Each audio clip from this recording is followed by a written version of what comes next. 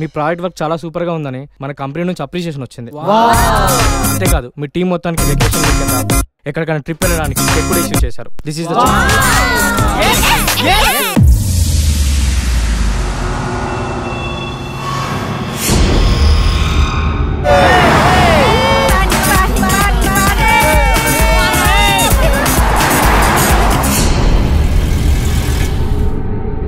చీకటి పడుతుంది.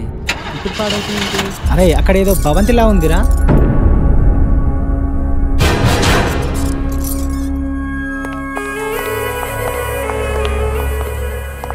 చెప్పండి. మీరు పర్మిషన్ ఇస్తే ఈ ఒక్క నైట్ ఇక్కడ స్టే చేసి రేపు మార్నింగే వెళ్ళిపోతాం. ఇప్పుడు లవర్స్ పబ్లకి పార్క్లకే వెళ్తుంటారు.